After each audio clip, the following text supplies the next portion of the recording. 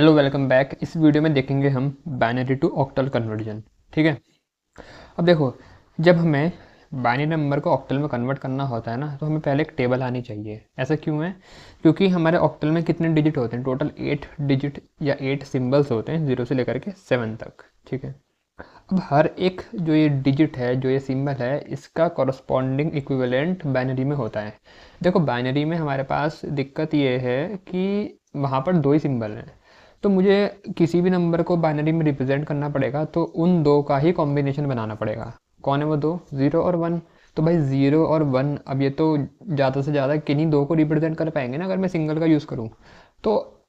Octal में होते हैं 8 डिजिट, तो भैया 8 को रिप्रेजेंट करना है, तो मतलब इनका कुछ कॉम्बिनेशन बनाना पड़ेगा, जैसे 0 0 0 0 1 0, कुछ कुछ कॉम्बिनेशन। अब किसका कॉम्बिनेशन क्या होगा? वैसे तो उसको टेबल बना के याद करते हैं कई बच्चे, पर मैं तुम्हें शॉर्टकट ट्रिक बताऊंगा, तुम्हें याद नहीं करना पड़ेगा। तुम इसको 10 सेकंड में बना सकते हो टेबल को।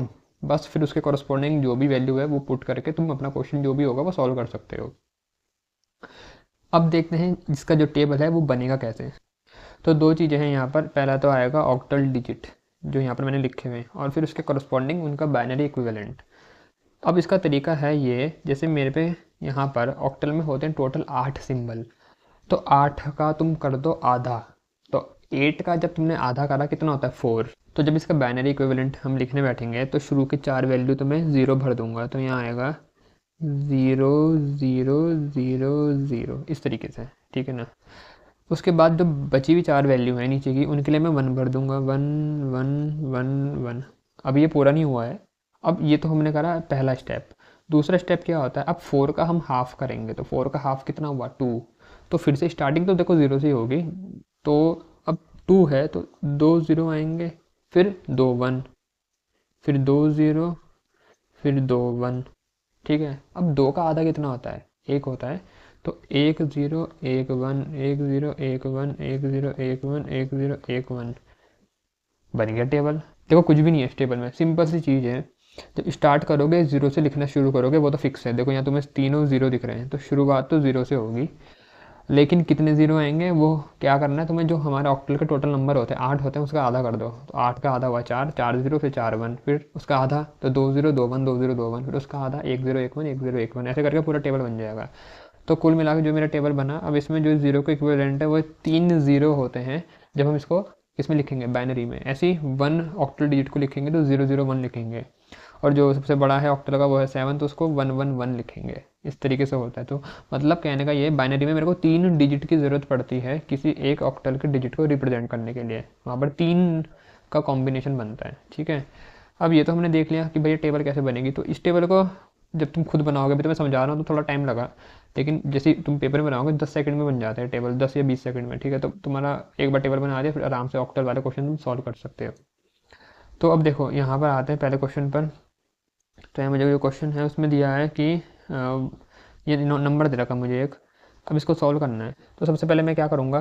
पहले मैं इसको लिख दूंगा। ठीक है ना। तो इसको यहाँ लिख देता हूँ, 1 0 0, फिर क्या है? 1 1 1 1 1, फिर 0 1 0। अभी मैंने तुम्हें बताया था कि हमें यहाँ पर क्या करना पड़ता है, एक ऑक्टल डिजिट को रिप्रेजेंट करने के लिए 3 बाइनरी में डिजिट की ज़रूरत पड़ रही होती है। तो इसलिए हमें यहाँ पर ना 3 3 के ग्रुप बनाने पड़ेंगे। सबसे राइट साइड से ग्रुप बनाते हुए लेफ्ट को चलेंगे। तो भाई पहला जो 3 का ग्रुप बना वो तो ये है, दूसरा 3 का ग्रुप बना वो ये है, और तीसरा 3 का ग्रुप बना वो ये है। अब मुझे ये देखना है कि 0 1 0 के कॉरस्पॉन्डिंग कौन सी वैल्यू होती है ऑक्टल में। तो भाई यहाँ पर देखूंगा 0 1 0 के कॉरस्पॉन्डिंग कौन सी वैल्यू है? 2। तो यहाँ पे मैंने लिख दिया 2।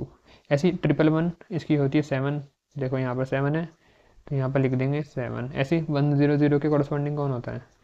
1 0 0 के कॉरस्पॉन्डिंग है 4, तो यहाँ पर आ गया 4। तो अगर इसका मैं इक्विवेलेंट लिखना चाहूँ ऊपर वाले का, तो ये है 472। 472 और बेस हो गया तुम्हारा 8। मुझे उम्मीद है यहाँ तक समझ में आया होगा। अब इसको समझ लिया तो आगे बढ़ते हैं, एक और क्वेश्चन करते हैं। अब देखो यहाँ पर जो नंबर है मेरा वो है 1 1 0 1 1 1 0। फिर से क्या काम करेंगे? ग्रुप बनाएंगे, राइट साइड से लेफ्ट की तरफ चलते हुए आएंगे। तो ग्रुप बनाए 3 3 का, ये बनाया पहला ग्रुप 3 का, ये बनाया दूसरा ग्रुप 3 का। अब एक और ग्रुप बनाना था 3 का, पर वहाँ पर कमी पड़ रही है। एक डिजिट की। जब ऐसा होगा कि किसी डिजिट की कमी पड़ रही होगी ग्रुप बनाने में तो हम वहाँ 0 डाल देंगे। तो अब हो गया मेरा 3 का ग्रुप पूरा, ये हो गया तीसरा। इस तरीके से करना है, ठीक है। अब फिर से 110 के कॉरस्पॉन्डिंग कौन होता है भाई, 110 के कॉरस्पॉन्डिंग है 6, तो यहाँ पर तो आ गया 6। ऐसे 010 के कॉरस्पॉन्डिंग कौन है, तो 010 के कॉरस्पॉन्डिंग है 2, तो यहाँ पर आ गया 2। और 011 के कॉरस्पॉन्डिंग कौन है, तो 011 के कॉरस्पॉन्डिंग है मेरा 3, ठीक है। तो यहाँ आ गया 3। तो अगर मैं ऊपर वाले का इक्विवेलेंट बोलूँ ऑक्टल में क्या होता है, तो वो है 326, ठीक है। और आएगा बेस 8।